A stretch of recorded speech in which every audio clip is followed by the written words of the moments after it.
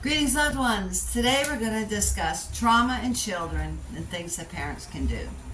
You know, children and adults will recover from distressing or frightening experiences given time and support. How to deal with the crisis yourself and how to react to your child's feelings and behavior will have an enormous impact on their ability to cope. Telling your child the facts about what happened in a way that is appropriate for their level of development and using a language they can understand. We're going to discuss these things today. So help us get these messages out. Please subscribe to our channel. Follow us on Facebook, Instagram, and Twitter. Hit that like button and the notification bell, and please share these messages with others. You never know, you could save a life. So, a distressing or frightening experience can challenge your child's sense of security and the predictability of their world. Such events can include life-threatening car accidents, bushfires, floods, sudden illness, death in the family, crime, abuse, and violence in the community, either experienced in person or through the media. And I mentioned that in our last episode. Experiencing it through the media can have a trauma effect on the child. If you're concerned about your child in any way, or you feel that you are not coping yourself, it's really important to always seek professional advice. And that would be with a psychologist or therapist who is trained in trauma behaviors, but it could also be in the church where you have a trauma recovery program. That is really important. As God's children and serving those who need to be served, serving the vulnerable, it's really important that in the church, I'm going to say this over and over through this series on trauma, the church needs to be involved. If you do not have a trauma recovery program in your church, you need to. And if you don't know how to do that, my email is in the description. Send me an email and let's talk about it. So it's important to understand that children react differently to trauma. And a child's response to a distressing or frightening experience will depend on a wide range of factors, including their age, stage of development, personality, and the impact of the crisis on their parents or significant others. It's interesting to know that your child may not react in the ways that you expect them to react.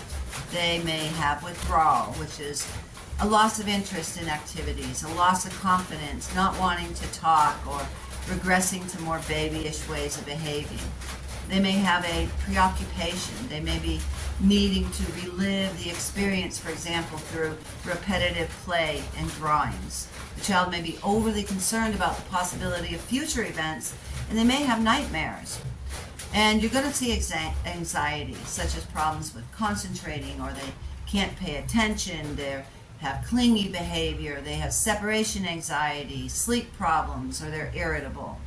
And then there are physical symptoms, such as headaches and stomach aches. And even some children, younger children, may even start wetting the bed. You need to allow for a delayed reaction. Don't be expecting that, oh, my kids aren't reacting right now, they're good. It could be a delayed reaction because some children seem to cope well at first, but they can experience reactions to the stress days, weeks, or even months later. So it's really important to talk about the traumatic event. It helps to bring all of the issues out and open, and this helps children and adults together. So some of the things that you could do is reassure your child that the event is over, they're safe, but don't say it's safe if it's not. But if they are safe, assure them that they are safe. You may have to reassure them over and over again. One time may not be enough. Every day you may say, okay, you're safe here, school's safe, everything's good, everything's calm. The other thing you need to do is you need to listen to your child. That's really important. Many times as parents, we don't listen to our children, we tell them things. So when they have concerns and feelings, you need to take those concerns and you need to take those feelings seriously. Don't dismiss them. Don't say, oh, well, don't be, okay, you're afraid about going to school because of what happened at school. Okay, I understand that. I take that seriously. I want you to know that we're doing everything possible. It's safe now. The person who did it isn't there, and you can be safe. You need to let your child know that you would like to hear about how things are for them. You want to know how they're doing, how they're feeling. That's important to you. Tell your child about what happened in a way that is appropriate for their level of understanding and discuss without going into frightening, and you don't need to go into all these lurid details. Use language that they understand. If you keep accurate information from them, they're going to fill in the blanks using their experience, available information, and their imagination. So, they may see you and dad not talking to each other, and immediately their mind goes to divorce and the family's going to break up. And so you need to assure them things are fine. Yes, we had an argument. We're just like taking some time out right now so we can resolve it, and then take it from there. Don't have them and their imagination fill in the blanks. Make sure your child hasn't jumped to any wrong conclusions. For example, younger children may also think that tragedies are their fault because they were naughty or thought bad things about somebody. So make sure they know that it wasn't their fault. And talk about the events as a family. Let everyone have their say, including the children. Get everyone to sit down together, pray together, work together. Again, trauma-based services in the church, trauma recovery-based services like the Soul Care book or the Emotionally Healthy Spirituality. And there's other books there's a zillion of them in Amazon. I find them all the time. This stuff will help them. If you do this together, you can read it together as a family or go together to a group, for different age levels, or even as a family, as a group. And the church is pivotal in this. You need to have these programs. Allow everyone to have their say, including the children. Don't just let the adults talk and the children don't say anything. It helps everybody to overcome the isolation, to understand each other, and to feel supported and to feel heard. That's really important for children. They need to feel supported and they need to feel heard. Talk to your children about how other people may react to distress. Tell them their feelings are normal in these circumstances and reassure them that they will gradually feel better over time. The other thing is your response to a traumatic event is important to your child. Your child is always imitating you. They're looking to you as a guide to know if it's safe, if it's not safe, what to do, how to react. If they see you reacting hysterically, they're going to react hysterically. So how the crisis impacts on you and your reaction to your child's feelings and behavior. If the child tells you something horrible that happened to them, don't be, así, and poniendo loco, as we say, getting local, getting crazy. They need you to be calm and understanding. How the impact of the crisis is on you, and your reaction to your child's feelings and behaviors will have an enormous impact on your child's ability to cope and recover. So let's keep some things in mind here. Be understanding. Recognize that changes in behavior, such as tantrums or bedwetting, may be the way that your child reacts to distressing or frightening events. Give your child a little extra attention during this time, particularly at bedtime and at other times of separation, if this is an issue for them. As I said, children look to their parents or carers to understand a crisis and find ways to respond and deal with it. So they need the adults around them to be able to tune into their fears and distress and to comfort and support them. If you are stressed and having difficulty with your feelings, reactions, or relationships, it is important to seek support and help for yourself.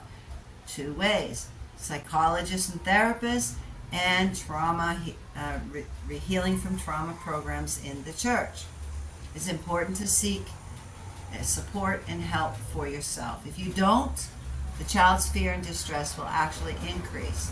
And you need to talk about your feelings in an appropriate way with your child and allow them to talk about theirs. And remember that everyone is different and may have different emotions, so don't expect your child to feel the same way that you do. Give your child a sense of control over their lives. Trauma usually leaves a person with a feeling of lack of control. So give your child a sense of control. Even minor decisions such as allowing them to choose between 2 sandwich fillings at lunch. Do you want ham or do you want turkey? That can make the child feel more in control. It's especially important after the chaos of a crisis. Children who feel helpless tend to experience more severe stress symptoms. And try not to be overly protective of your child. It's natural to want to keep your family members close after a crisis, but you also want them to feel that their world is a safe place to be. There are family routines after a traumatic event, and these suggestions include: keep your regular routine as much as possible. The predictability of the family's day-to-day schedule, this is reassuring to children. It really is. They feel better when they know that we can do this, we can do this, we can do this, we can do this. Their day-to-day schedule, it reassures them. Reassure your child that their routine will be back to normal as soon as possible. Maybe you have a lot of doctor's appointments or appointments with the police or a lot of things, or going to court and stuff like that. Reassure them that when this stuff is over, everything will get back to normal as soon as possible. They may not be able to manage their usual routine for a while, such as attending school or performing household chores, so don't push it. And don't introduce changes, such as new routines or stricter standards of behavior. Leave that for another time. Another thing you need to do is maintain family roles if you can. For example, don't insist that your child take on more responsibility around the house than usual, or expect them to meet the emotional needs of a distressed parent. So here are some practical strategies for helping your child recover from trauma. Allow your child plenty of time to play and enjoy recreational activities such as a sport, favorite games, and activities with best and familiar friends. Allow time for fun, laughter, good times, and shared pleasure. This can help all family members to feel better. And also, don't insist on 3 main meals if your child's appetite is affected. If they don't feel like eating at meal times, offer them regular snacks throughout the day instead. And make sure your child gets enough rest and sleep. That's really, really important. Also, involve them in some sort of physical exercise. It'll help your child burn off stress chemicals, and it will also help to improve their sleep. Maybe go for a walk to the pond and feed the ducks, or go for an ice cream, walk down the street eating your ice cream, something that's putting a little bit of physical activity. Take them to the playground and let them go wild on the monkey bars, The other thing you want to do is limit stimulants like sugar, colored foods, and chocolate, because these can affect their behavior.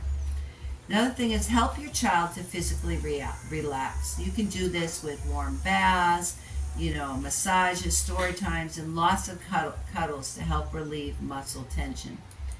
And intervene. If a certain activity is making your child upset or anxious, for example, a television show that reminds the child of the trauma or feelings of worry, alarm, or fear, intervene. Shut that show off.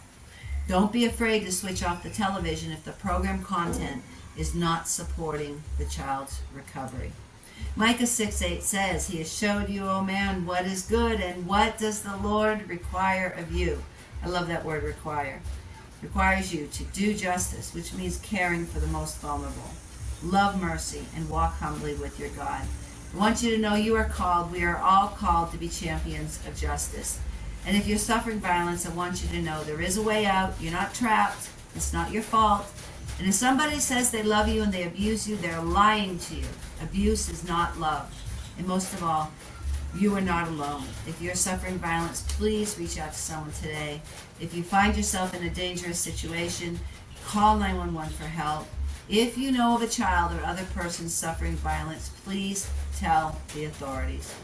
In our next episode, we're going to talk about trauma and teenagers and what parents can do. Until then, God bless you.